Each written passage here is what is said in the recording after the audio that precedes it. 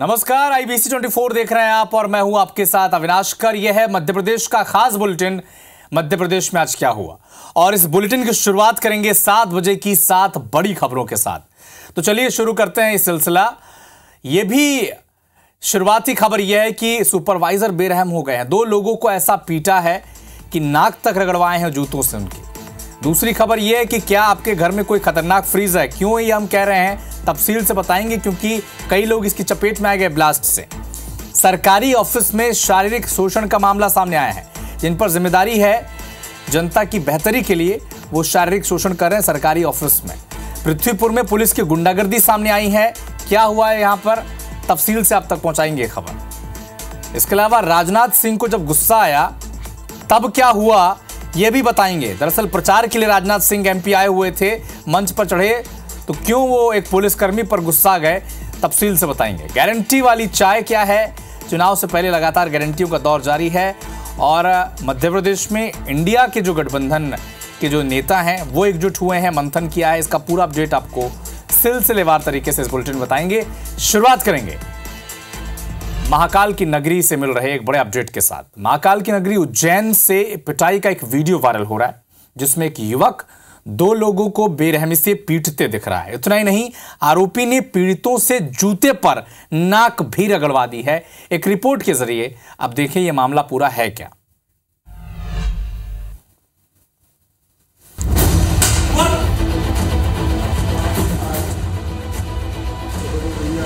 तस्वीरें उज्जैन के नीलगंगा थाना क्षेत्र की है, जहां युवक और बुजुर्ग को बेरहमी से पीटने का वीडियो सामने आया है। इतने ही नहीं, आरोपियों ने पीड़ितों से जूतों पर नाक रगड़वाई, सर पर जूते भी मारे। घटना शुक्रवार की शाम की है। वीडियो वायरल होते ही पुलिस ने कार्रवाई करते हुए आरोपी को गिरफ्तार कर लिया है। मारपीट का मुख्य कारण बताया गया कि ड्राइवरों ने संभवतः कुछ कट्टे गेहूं के, इसमें इनका आरोप है कि गायब कर दिए हैं। दोनों फरियादियों का भी, जो फरियादी है उसका मेडिकल कराया जा रहा है, उसकी तरफ से FIR की जाएगी। साथ ही जो आरोपी है उसको राउंड अप कर लिया गया, उससे भी हिरासत में लेके पूछताछ की जा रही। इसमें बहुत ही कठोर कार्रवाई की जाएगी, क्योंकि जो वीडियो वायरल हो रहा है वो बहुत ही विभत्स है और बहुत ही अनैतिक है।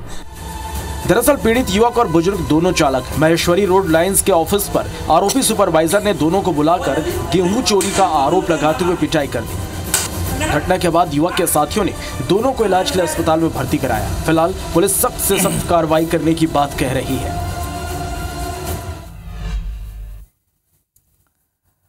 बुधनी में आपसी विवाद इस कदर बढ़ गया कि गोलियां तक चल गईं। फायरिंग का वीडियो भी सामने आ चुका है। दरअसल सीहोर की बुधनी तहसील के ग्राम जनबासा में 2 पक्षों में विवाद हो गया और विवाद इतना बढ़ा कि एक पक्ष ने दूसरे पक्ष पर सरेआम फायरिंग कर दी। इस फायरिंग में दूसरे पक्ष के लोग बाल बाल बचे हैं। वीडियो में आप देखें कि कैसे छत पर खड़े होकर दूसरे पक्ष पर धड़ाधड़ फायरिंग की जा रही है। जबकि दूसरी तस्वीर निवाड़ी के पृथ्वीपुर की है, जहां पुलिस की गुंडागर्दी सामने आई है। एक बस में सीट को लेकर 3 पुलिसकर्मियों ने दंपति के साथ मारपीट की और पति को बस से बाहर निकालकर धक्का मुक्की बाकायदा की। तीनों पुलिसकर्मी पृथ्वीपुर थाने में पदस्थ बताए जा रहे हैं। पूरा मामला पृथ्वीपुर के फुबवारे तिराहे का बताया जा रहा है। अब वीडियो वायरल हुआ है और अब सवाल उठ रहे हैं पुलिसिंग पर। तो एक तरफ देखिए कैसे कानून व्यवस्था को किनारे करते हुए धड़ाधड़ फायरिंग की जा रही है छत पर चढ़कर। ये उनका निजी विवाद था, पारिवारिक विवाद था। निवाड़ी में देखिए 3 पुलिसकर्मी बस में एक दंपति को धमकाते हैं। न सिर्फ धमकाते हैं बल्कि सीट को लेकर ऐसा विवाद मचता है कि न सिर्फ बस से निकाल देते हैं बल्कि धक्का मुक्की भी उस व्यक्ति के साथ करते हैं।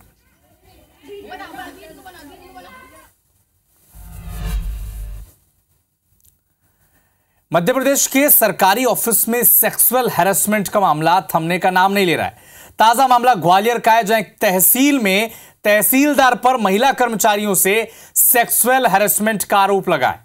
वहीं मामले की गंभीरता को देखते हुए ग्वालियर कलेक्टर ने कार्यस्थल पर होने वाली शिकायत की जांच स्थानीय परिवाद समिति को सौंप दी है। इस मामले में अब समिति सोमवार को सुनवाई करेगी। वहीं आरोपी तहसीलदार इसे अपने खिलाफ साजिश बता रहे हैं। यह भी बता दें कि ग्वालियर कलेक्ट्रेट में कुछ दिन पहले समाजसेवी महिला ने तहसीलदार के खिलाफ शिकायत की थी। यह आरोप लगाया था कि तहसीलदार ने कार्यस्थल पर साथी चतुर्थ श्रेणी महिला कर्मचारी का सेक्सुअल हैरेसमेंट किया था। परेशान होकर महिला कर्मचारी ने ADM अंजू अरुण को आवेदन देकर बाकायदा निवेदन किया था। कि उसे सिटी सेंटर ऑफिस से हटाकर कहीं भी पदस्थ किया जाए। इस पर उस महिला कर्मचारी को अन्य तहसील भेज दिया गया था।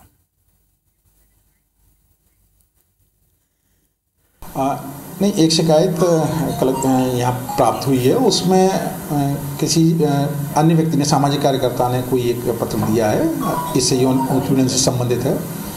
तो उसमें जो स्थानीय परिवार समिति है वो इसमें जांच करेगी, उसको प्रकरण दिया है। अभी एलिगेशन जो शिकायत हुई है मुझे मीडिया के माध्यम से ज्ञात हुआ है। हमारे वरिष्ठ अधिकारियों ने किसी ने मुझे से पक्ष रखने के लिए या इस प्रकार कोई नोटिस अभी तक नहीं दिया है। गेट पर किराए के मकान में रहते हैं, वहाँ सब महिला कर्मचारियों को बुलाते हैं और दबाव बना दीजिए। बिल्कुल झूठ है, मेरी जाँच करा ली जाए। किला गेट में कोई भी मकान में किराए से ले, कभी गया भी नहीं हूँ। झाबुआ में एमपी और गुजरात की सीमा पर चेकिंग के दौरान पुलिस को एक बड़ी सफलता मिली। पिटोल चेक पोस्ट में चेकिंग के दौरान पुलिस ने एक बस से 1 करोड़ 28 लाख की नकदी और 22 किलो से ज्यादा की चांदी जब्त की है। वाहन चेकिंग के दौरान एफएसटी, एसएसटी पुलिस की टीम मौजूद रही। इनकी संयुक्त कार्रवाई रही। बताया यह भी जा रहा है कि बस इंदौर से राजकोट की तरफ जा रही थी और इस एक्शन के दौरान पुलिस ने बस के ड्राइवर से करीब 3 घंटे तक पूछताछ की है, लेकिन ड्राइवर के पास इसका कोई वैध दस्तावेज नहीं था। इसके बाद अधिकारियों ने जब्त चांदी और रकम जिला ट्रेजरी में जमा करा दी है। जैसे कि निर्वाचन आयोग के निर्देशानुसार जो है गुजरात बॉर्डर पे पिटोल चौकी में जो है चेकिंग की जा रही है। रात्रि में लगभग 2 बजे के आसपास जो है राहुल ट्रेवल्स की बस क्रमांक MP 13Z6432 में चेकिंग के दौरान जो है नगद राशि जो है 1 करोड़ 28 लाख रुपए की और 40 नग चांदी की सिल्लियाँ जो 22 किलो 365 ग्राम है बरामद हुई। किसके द्वारा रखी गई है इस संबंध में कुछ नहीं बताया गया है और इसे विधिवत जब्त की गई है और ट्रेजरी में रखवाया गया है। नर्मदापुरम के रसूलिया इलाके में एक हादसा हो गया। ऑफिसर्स कॉलोनी में एक मकान में अचानक से ब्लास्ट होने से एक ही परिवार के 3 लोग बुरी तरह से झुलस गए। घायलों को तत्काल एम्बुलेंस से जिला अस्पताल पहुंचाया गया। घायलों का इलाज वहां पर जारी है। बताया जा रहा है कि साहू परिवार सुबह सुबह नर्मदा स्नान के लिए गया हुआ था। जैसे ही वो वहां से लौटे, परिवार के सदस्यों ने घर का दरवाजा खोला, अचानक से ब्लास्ट हो गया। धमाके में पूरा घर अस्त व्यस्त हो गया है। हादसे की वजह फ्रिज से जो गैस लीक हो रही थी, ये वो वजह बताई जा रही है। फिलहाल पुलिस मामले की जांच में जुटी हुई है।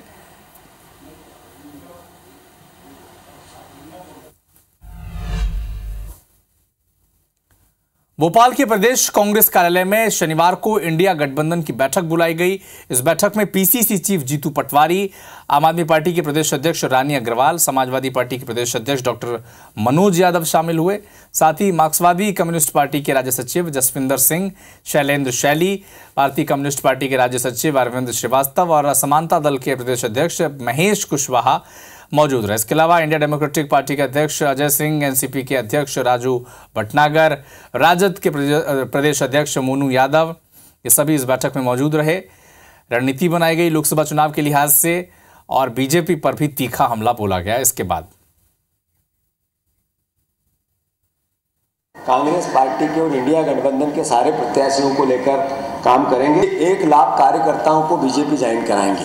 आज तक का सबसे बड़ा जिस कमरे में 500 लोगों की बैठने की और उठने की व्यवस्था नहीं होती है, उसमें वो 20,000 लोगों को ज्वाइन करा देते हैं। ऐसा उनका पाखंड है। जनता जनार्दन आज साथ में है, क्योंकि वो देख रही है, पूरे देश में देख रही है कि आज देश हमारा किन परिस्थितियों में, किन कठिनाइयों में से गुजर रहा है। आज जो भारतीय जनता पार्टी है वो शासन सत्ता का दुरुपयोग कर रही है, लोकतंत्र की हत्या कर रही है। इंडिया गठबंधन पूरे देश में मजबूती के साथ खड़ा हुआ है, कंधे से कंधा मिला के, और मध्य प्रदेश में निश्चित तौर पर हम लोग कम से कम 20 सीटों को जीतने जा रहे हैं। इसकी रणनीति बनाई गई है।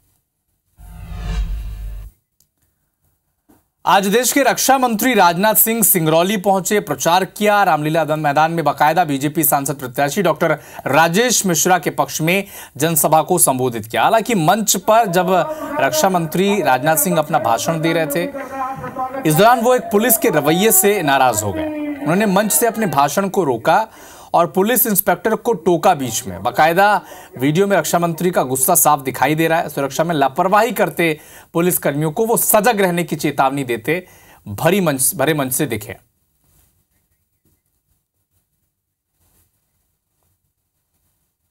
Mister police inspector, be common. Mister police inspector, be common.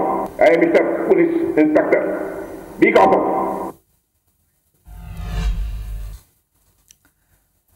Kawardha में, छत्तीसगढ़ के कवर्धा में लोकसभा चुनाव के प्रचार के लिए एमपी के सीएम डॉक्टर मोहन यादव पहुंचे। बाकायदा छत्तीसगढ़ के सीएम विष्णुदेव साय उनके साथ मौजूद रहे। दोनों डिप्टी सीएम छत्तीसगढ़ के उनके साथ मौजूद रहे।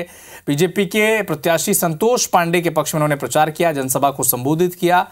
तो सीएम डॉक्टर मोहन यादव आज छत्तीसगढ़ के कवर्धा पहुंचे और राजनांदगांव से जो प्रत्याशी हैं बीजेपी के संतोष पांडे, उनके पक्ष में प्रचार किया, उनके पक्ष में वोट मांगे।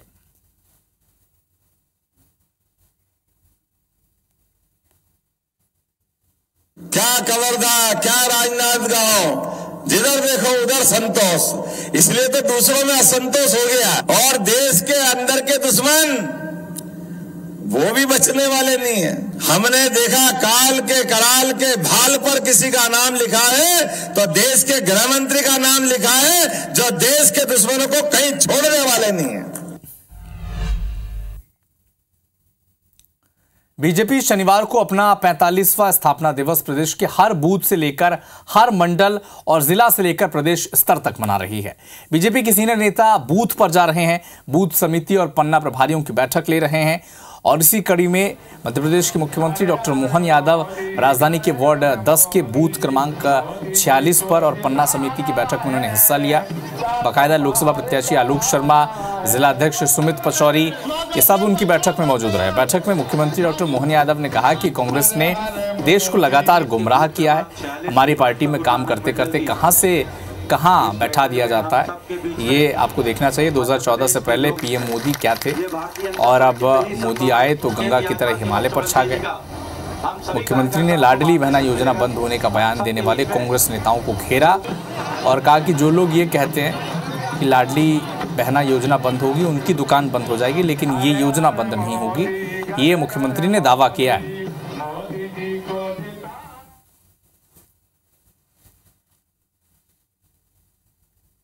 कांग्रेस ने लगातार देश के अंदर गुमराह करते हुए एक दल का सरकार बना करके एक पार्टी के आधार पर पार्टी के अंदर एक परिवार को प्रमुख बना दिया। आप बताओ, नरेंद्र मोदी जी 2014 के पहले अपन ने उनका परिचय पाया था क्या? लेकिन मोदी जी आए तो आए ऐसे आए कि गंगा की तरह छा गए पूरे अपने हिमालय में। लोकसभा चुनाव के दौरान भारतीय जनता पार्टी लगातार कांग्रेस पार्टी को झटके पर झटका दे रही है। अब 20,000 से ज्यादा कांग्रेस के नेता पदाधिकारी बीजेपी की पार्टी में शामिल हो चुके हैं। आज भी उज्जैन के घटिया से पूर्व कांग्रेस विधायक रामलाल मालवीय ने अपने समर्थक के साथ वो बीजेपी में शामिल हो गए। बीजेपी में शामिल होने के बाद पूर्व विधायक रामलाल मालवीय ने भारतीय जनता पार्टी की तारीफ की, कहा कि मोदी जी और सीएम मोहन यादव के कामकाज से प्रभावित होकर वो बीजेपी में आए हैं। इधर बीजेपी का दावा है कि 1 लाख लोगों को वो पार्टी में शामिल कराने जा रहे हैं, लेकिन कांग्रेस को ये दावा रास आ नहीं रही है। इससे पहले आपको पीसीसी चीफ जीतू पटवारी का बयान हम सुना ही चुके हैं।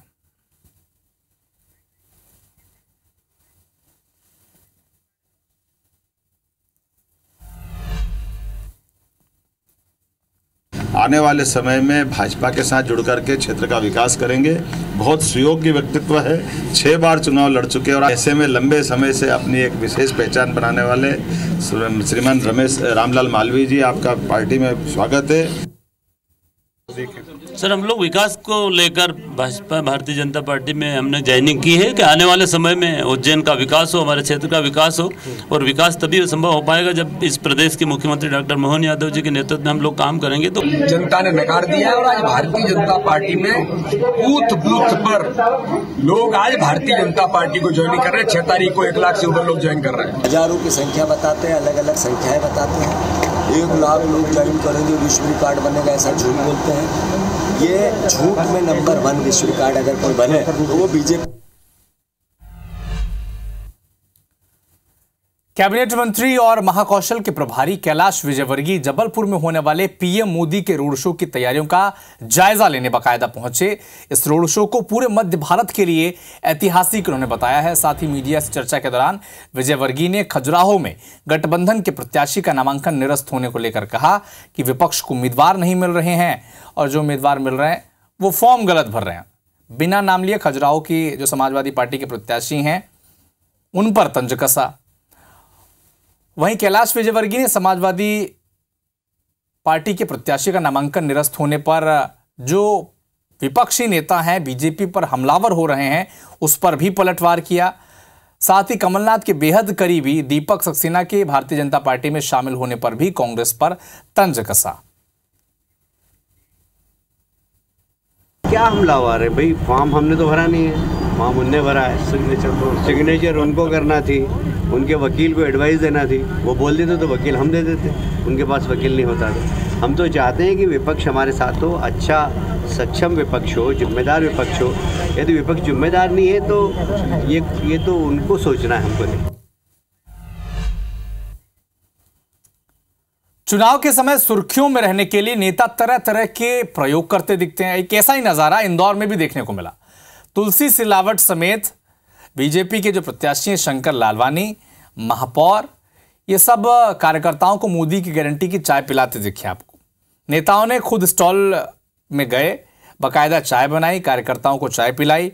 इस दौरान मंत्री तुलसी सिलावट ने कांग्रेस पर तंज कसा और कहा कि राहुल और प्रियंका के दौरे के बाद जो बच्ची खुची सीट है, साख है कांग्रेस पार्टी की मध्य प्रदेश में, वो भी खत्म हो जाएगी।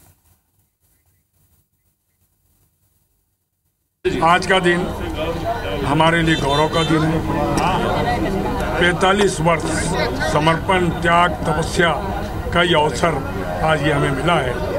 मैं उन सारे योद्धाओं को जिनके भारतीय जनता पार्टी शिखर पे पहुंची है, उन सबको बधाई और प्रणाम करता हूं और हमारे राष्ट्र के गौरव देश के प्रधानमंत्री जी की ओर से मोदी जी के राम राम। से एक बड़ा अपडेट आप तक पहुंचा दे। भोजशाला में एएसआई के 16वें दिन का जो सर्वे था वो खत्म हो गया। हिंदू पक्षकार गोपाल शर्मा ने कहा है कि भोजशाला में सर्वे का काम तेजी से जारी है। लगभग 3000 तगारी मिट्टी आज हटाई गई है। आर्कियोलॉजिकल सर्वे ऑफ इंडिया का जो सर्वे है वो भोजशाला में लगातार जारी है। 16वां दिन आज था, सर्वे खत्म हो चुका है 16वें दिन का और हिंदू पक्षकार ये कह रहे हैं कि तेजी से काम वहां पर जारी है।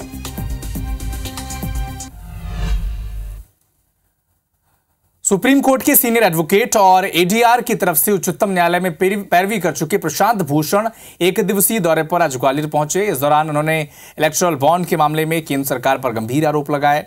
कहा कि केंद्र सरकार ने कई कंपनियों से बड़े पैमाने पर रिश्वत ली है, इसकी मनी ट्रेल अब सामने आ चुकी है। ये बात भी सामने आई है कि किस तरह से सरकारी एजेंसियों, सीबीआई, ईडी और इनकम टैक्स विभाग का बेजा इस्तेमाल किया गया। उन्होंने आगे ये भी बताया, बीजेपी पर हमला भी किया कि जिस व्यक्ति ने सत्तारूढ़ दल को 64 करोड़ का चंदा दिया उसे ईडी ने जमानत पर रिहा करके सरकारी गवाह बना लिया और एक चुने हुए मुख्यमंत्री को सलाखों के पीछे पहुंचा दिया। साथ ही यह भी कहा कि इलेक्टोरल बॉन्ड अब तक का विश्व का सबसे बड़ा घोटाला है। कि इलेक्टोरल बॉन्ड देश का ही नहीं, निर्मला सीतारमण जी के पति ने बोला कि विश्व का इतिहास में सबसे बड़ा घोटाला है। जो जेल में डालने की धमकी देकर और उसके बाद भाजपा ज्वाइन कराकर या ऑपोजिशन की सरकार गिरवा कर फिर उनको माफ़ कर देती है, वही सरकार इसको ईडी, आईटी वगैरह को वसूली के लिए इस्तेमाल कर रही थी। शादीशुदा जिंदगी के बावजूद अवैध संबंधों ने कई जिंदगियां तबाह कर चुकी हैं, करती आई हैं। ऐसा मामला एक भोपाल में सामने आया जहां महिला को उसके ही प्रेमी ने मौत के घाट उतार दिया। मृतका शादीशुदा और एक 11 साल के बच्चे की मां होने के बावजूद पति से चोरी छिपे एक युवक के साथ लिव इन में रह रही थी और उसका लिव इन पार्टनर ही उसकी मौत की वजह बन गया। बताया जा रहा है कि केरल की रहने वाली माया नौकरी के लिए भोपाल पहुंची। इसी दौरान उनकी मुलाकात दीपक कटियार से हुई। इसके बाद दोनों की दोस्ती प्यार में बदली।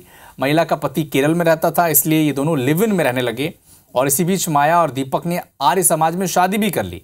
विवाद के बाद माया से परेशान दीपक ने घर वालों के दबाव में आकर कहीं और शादी कर ली, लेकिन महिला युवक की पत्नी को सच बताने की धमकी देने लगी। इस बात से नाराज होकर युवक ने महिला की हत्या कर दी। पुलिस में अभी जब उसने कबूला है तो घटना जब स्पॉन्टेनियस मोमेंट पे जो मर्डर हो गया उसके बाद उसने 2-3 घंटे तक कहीं बाहर नहीं बताया। उसके बाद फिर षड्यंत्रपूर्वक जो है दूसरे हॉस्पिटल में फ़ोन करा के वहाँ से गाड़ी बुला के एम्बुलेंस बुला के उधर पहुँचा दिया और वहाँ से हमें MLC मिला है और फिर हमारी जानबूझ वहाँ से शुरू हुआ।